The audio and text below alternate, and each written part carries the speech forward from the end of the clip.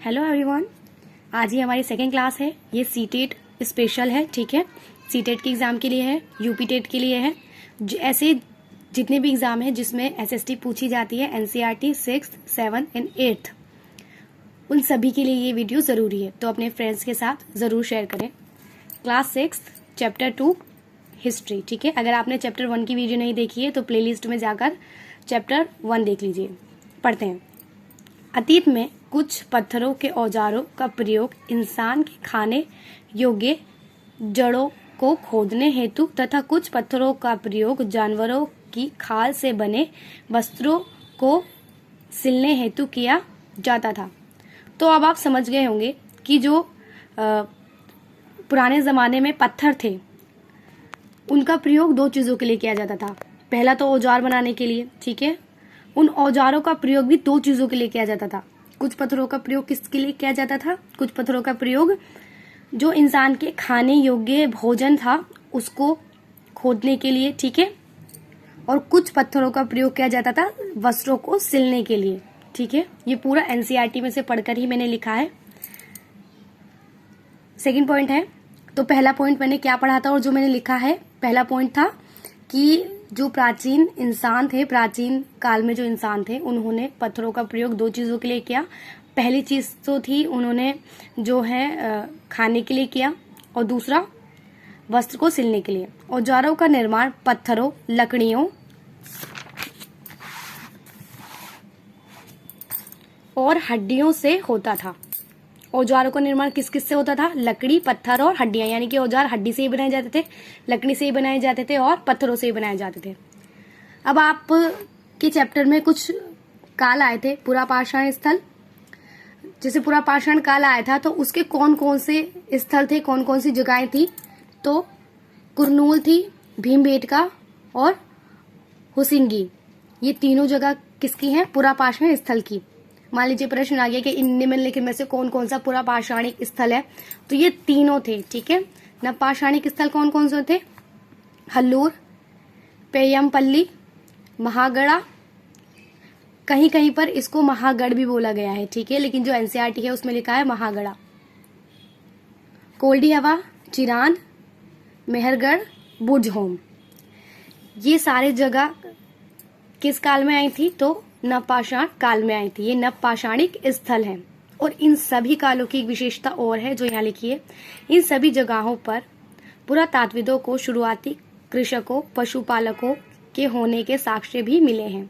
यानी कि मान लीजिए अगर प्रश्न में लिखा है कि निम्नलिखित में से किस स्थान पर पुरातत्विदों को प्रारंभिक कृषकों या पशुपालकों के साक्ष्य प्राप्त हुए हैं, तो इनमें से किसी का भी नाम लिखा हो तो आप उस पर टिक कर देंगे, ठीक है। अगर दे रखा हो, इन दोनों का नाम दे रखा हो और लिखा हो 1 और 2 और 3 और 4, तो जिस भी ऑप्शन में ये होंगे उस पर टिक हो जाएगा, ठीक है। महापाषाणिक स्थल ब्रह्मगिरी आदि चननलूर, ये दोनों ही स्थल कौन है? महापाषाणिक स्थल है। अगला पॉइंट क्या है?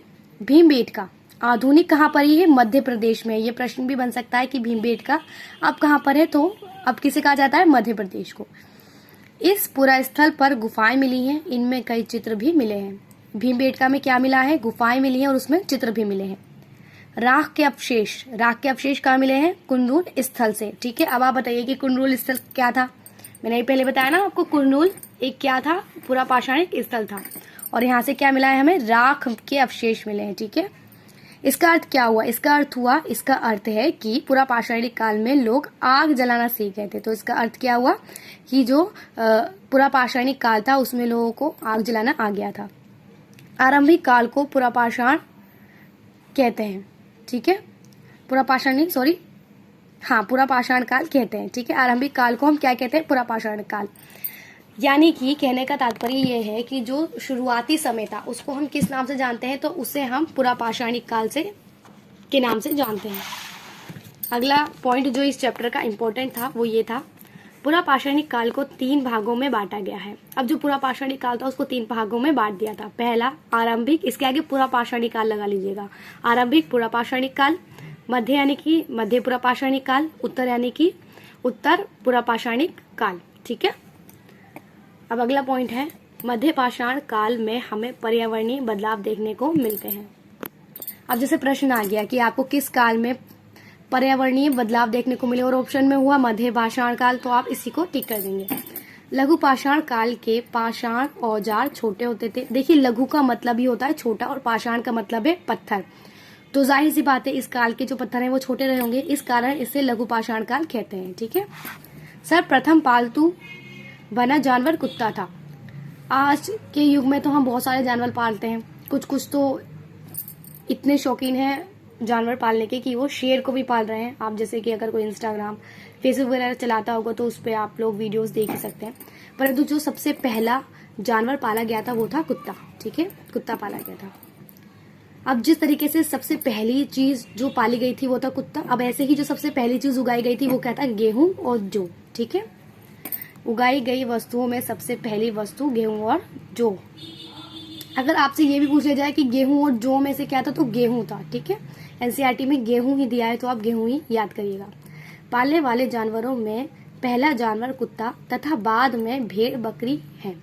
मान लीजिए बहुत सारे एग्जाम अगर कठिन बनाने हो एग्जामिनर को तो वो कह देगा कि हाँ पहला जानवर तो हमें पता है कुत्ता था, दूसरा बताओ, तो दूसरा भेड़ था और तीसरा बकरी था। ठीक है, बुर्ज होम आधुनिक समय में क्या कहाँ पर है, कश्मीर में। ठीक है, बुर्ज होम के लोग गड्ढे के नीचे घर बनाते थे जिन्हें गर्तवास कहते थे।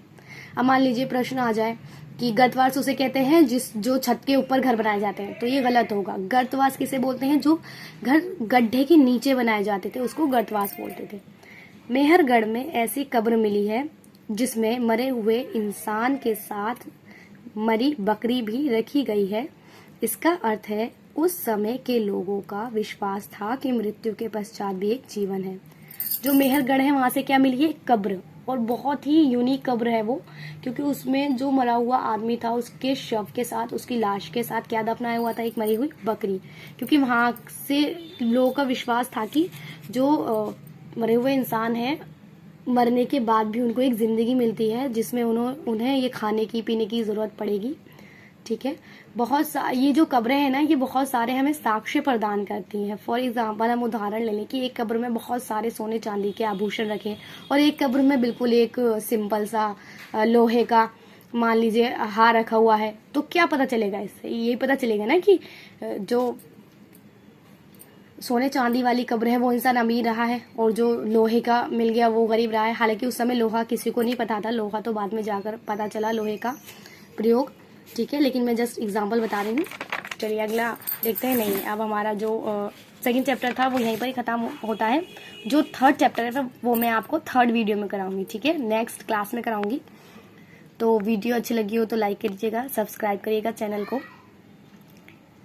कमेंट में ज़रूर बताइएगा कि आपको ये वीडियोस कैसी लगी। सारी ही मैंने बहुत मेहनत से पढ़कर अच्छे से एनसीईआरटी के चैप्टर नंबर 2 से ये सारी वीडियोस, ये माफ़ कीजिएगा, ये जो सारे पॉइंट्स हैं ये लिखे हैं। तो अच्छी लगी हो तो प्लीज़ लाइक कीजिएगा, चैनल पर नए हो तो सब्सक्राइब कीजिएगा, क्योंकि ये आपके सीटेट, यूपी टेट और टेट एग्ज़ाम के लिए, कोई भी टेट हो वो, क्योंकि हर टेट एग्ज़ाम में आप जानते हैं कि आजकल एनसीईआरटी बहुत आ रही है, स्पेशली एसएसटी। तो ये आपके लिए बहुत हेल्पफुल रहेगा। Thank you so much, take care.